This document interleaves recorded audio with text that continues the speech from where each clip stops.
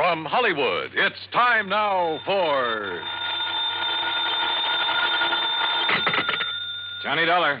This is Harry Branson, John. Hi, at Harry. the Philadelphia Mutual Liability and Casualty Insurance Company. I said hi. How are you?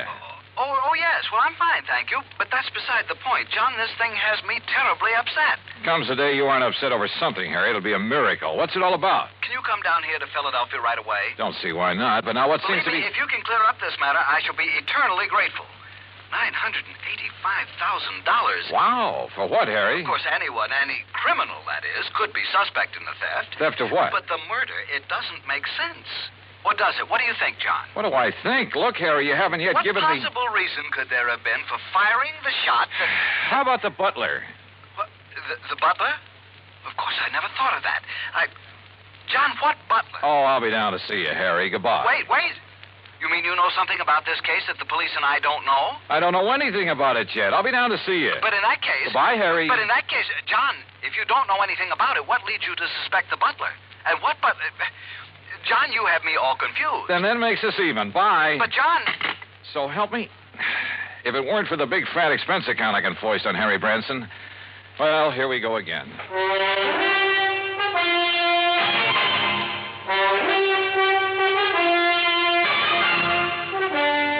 Bob Bailey in the exciting adventures of the man with the action-packed expense account. America's fabulous freelance insurance investigator. Yours truly, Johnny Dollar.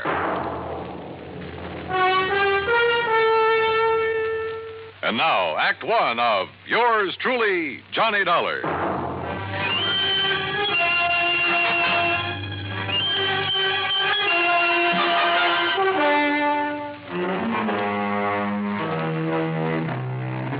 Expense account submitted by Special Investigator Johnny Dollar to the Philadelphia Mutual Liability and Casualty Insurance Company, Philadelphia, Pennsylvania.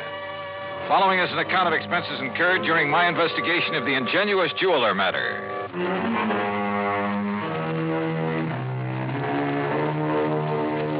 Expense account item 1, $32.70, train fare and incidentals, Hartford, Connecticut to Philadelphia. Cab to Harry Branson's office on Walnut Street. I found him sitting at his desk, his head in his hands.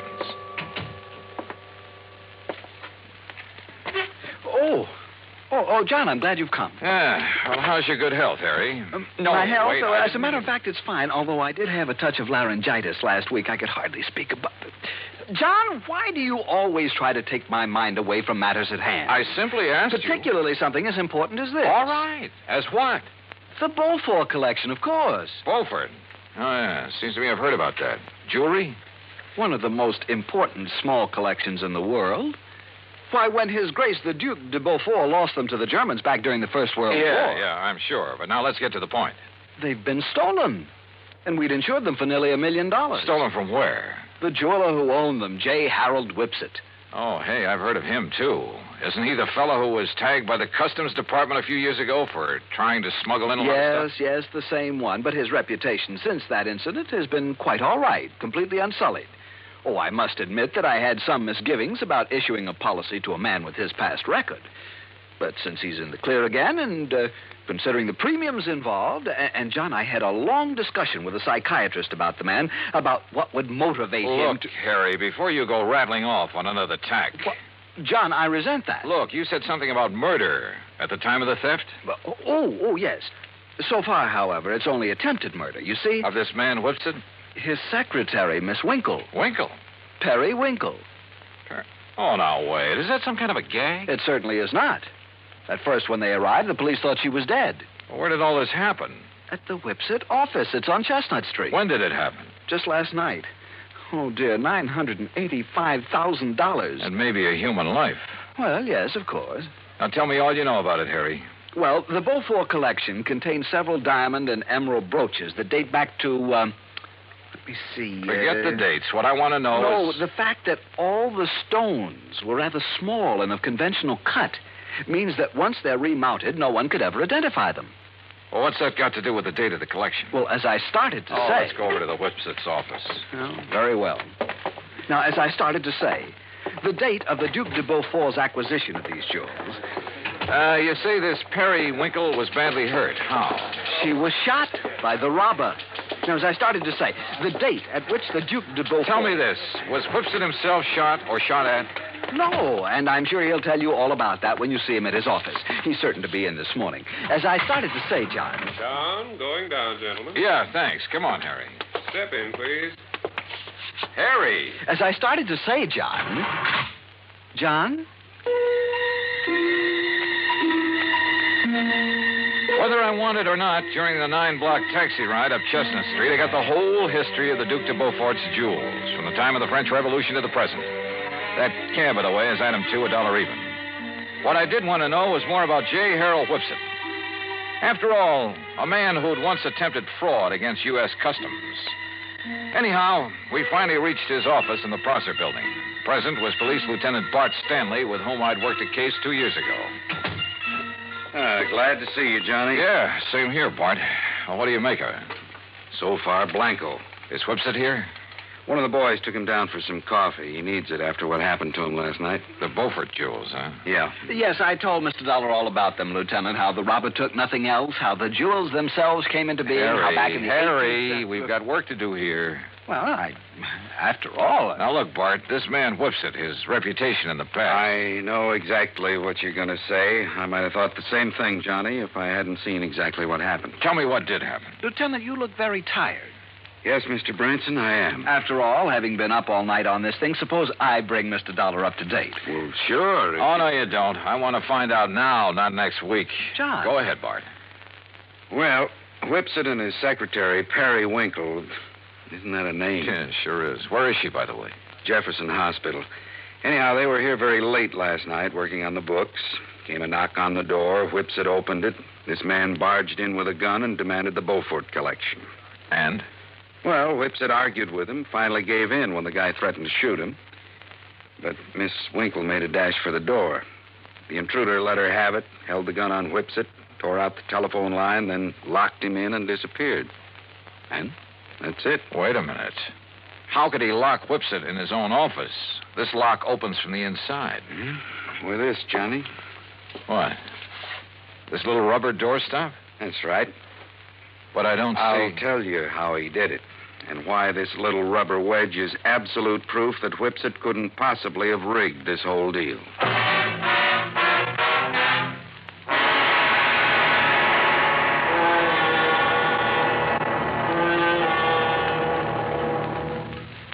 Act 2 of yours truly, Johnny Dollar, in a moment. For a long time, people... And now, Act 2 of yours truly, Johnny Dollar, and the Ingenuous jeweler matter.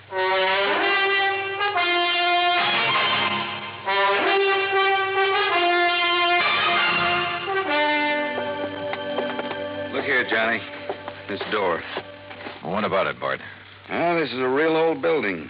All the office doors open outward into the corridors. See? So? All right.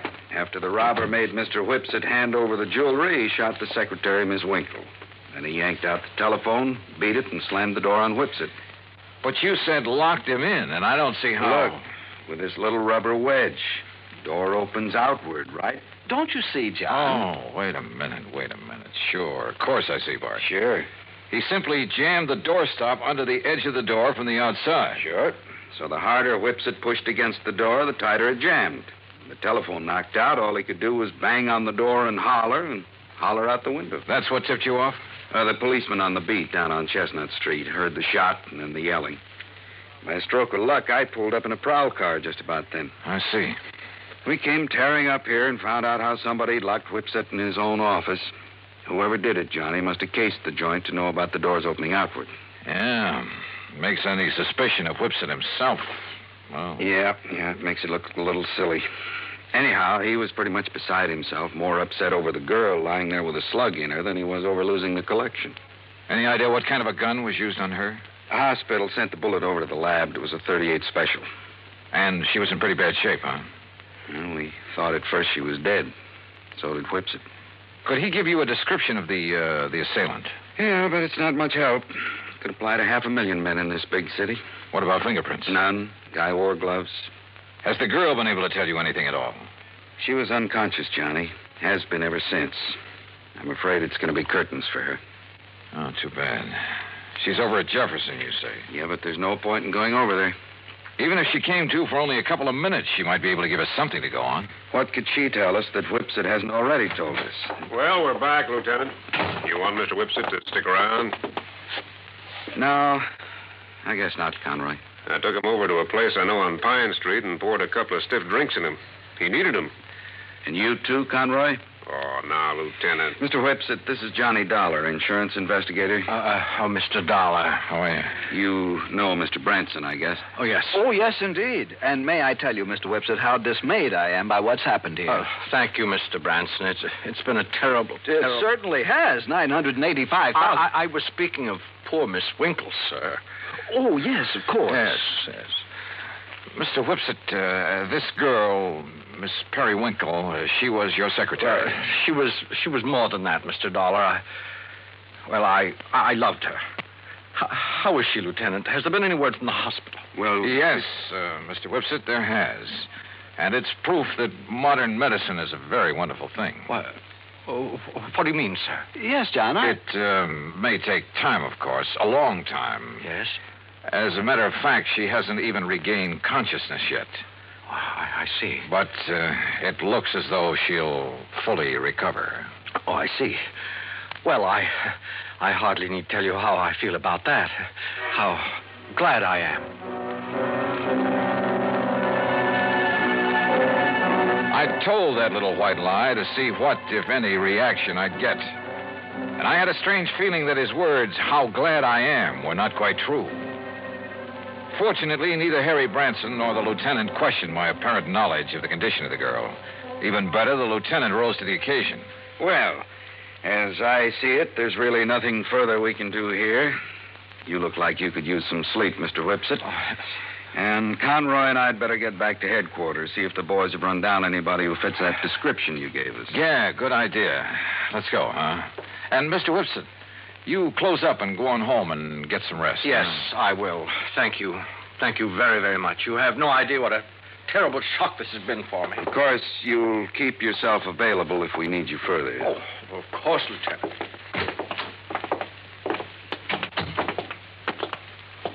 Okay, Johnny. What was that all about? Telling him she'd recover. Yes, John, I almost interrupted I you. was afraid you would. That's why I kept talking. Bart, I'm going over to the hospital. Oh, now look, If Johnny. there's only one chance in a million of that girl regaining consciousness, I want to be there when she does. You still suspect Whipsit? Did I say that? Don't you see, John, the whole thing hinges on that little rubber doorstop. On the fact that he couldn't possibly have locked himself in with it. Branson's right, Johnny. Okay, then I won't go over to the hospital. Ring for the elevator, Harry. Oh, sure. John, what will you do? Call him on the phone down in the lobby instead. This is Dr. Kenworthy. This is Johnny Dollar, doctor, insurance investigator. I'm calling about Miss Periwinkle. Oh, yes. I was about to call the police. She's conscious now? She died, Mr. Dollar, less than 5 minutes ago.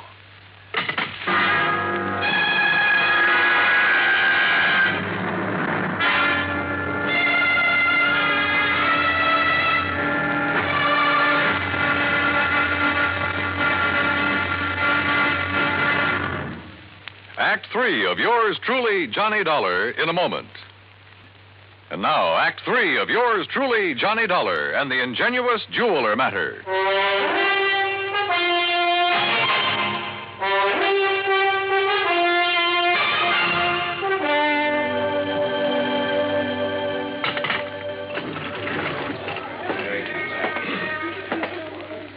Well, what'd you find out from the hospital, Johnny? The girl is dead. About 5 minutes ago. Oh, dear. And we've got a killer to track down. Now I'd better get on over to headquarters. I'll phone poor Mr. Whipsit. He left the building while you were in the phone booth, John. Bart, have you got a key to his office upstairs? Why, sure, right here. Let me have it, will you? Here. You want me to go up there with you? Why don't you go over to the hospital and see if Whipsit shows there? What do you expect to find up in his office, Johnny? I haven't the least idea. Why kid about it? I didn't have the least idea what I expected to find, or even what I was looking for. When I walked into the jeweler's office up on the 8th floor, I picked up the rubber doorstop. The one thing that proved Whipsit couldn't possibly have rigged the whole deal. But I somehow felt that if only that little wedge of rubber could talk. Then I noticed a funny sort of burr on one side of it. Just a tiny little rough spot. But it showed me where somebody had pierced a tiny hole through it. Why? After a couple of minutes of rummaging around, I found it. A piece of fine, strong platinum wire, about 2 feet long. A wire that could be carefully slipped through the hole in that rubber doorstop. Well, Mr. Dollar. Well, what are you doing back here, Whipsit? If you don't mind my saying so, there was something about your attitude that I didn't exactly care for when you were here with the policeman and Mr. Branson. And when you left them downstairs in the lobby and took the elevator. Oh, I see you found it. Yeah, that's right. It was very smart of you, Whipsit. Thank you. Put this rubber wedge on the floor, just outside the door, with the wire on it leading under the door. Exactly. Then pull the door closed. Then pull the wedge into place with the wire. And the door can't possibly be opened from in here. You've locked yourself in. The more you push on the door, the tighter the wedge holds it. That's right. And you don't forget to retrieve the wire by pulling on one end of it. I suppose those are the gloves you wore when you killed Miss Winkle, so you'd leave no prints. Oh, then she's dead. How fortunate for me. And that's the gun you used? Yes. I'm afraid she was rather averse to my breaking down the Beaufort collection, melting down the mountings and secreting the stones at my home. And, of course, claiming the insurance money, but after all, nearly $1 million. Why are you telling me all this? Because, you see, this is also the gun that will kill you. After which I shall lock your body in this office using the doorstop again. It's a rather nice touch, don't you think? Is it? Well, don't you see? It's now a sort of a trademark of the completely unknown thief, the unknown killer of both the girl and you. Oh, now, wait a minute. Do you think if I found out how you did it, the police can't? Did they, even after their lab crew spent the whole night up here?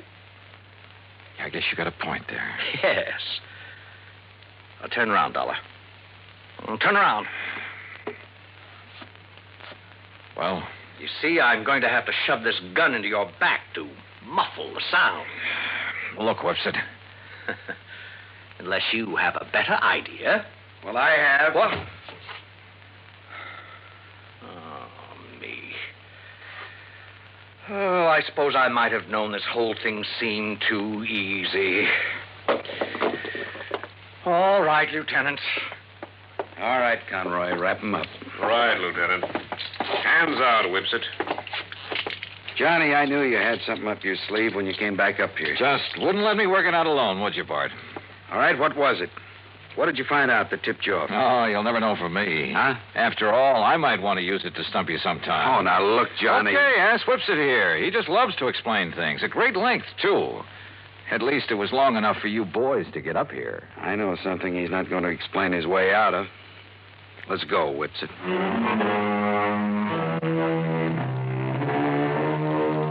Harry, I think I'll have to figure out some way to pad my expense account even more than usual in cases like this. I mean, where a .38 slug nearly ends up in me. After all, fun is fun, a job's a job, but some of these laddies carry things too far. Come to think of it, I'll have to run down to New York again to appear against Whipsit. So, expense account total, including that and transportation back to Hartford and all the incidentals I could possibly think of, $181 even. Yours truly, Johnny Dollar.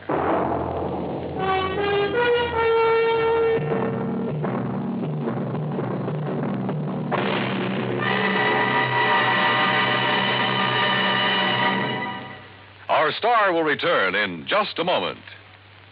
Now, here is our star to tell you about next week's story. Next week, an inventor with a device that can either save or wreck our country. Join us, won't you? Yours truly, Johnny Dollar.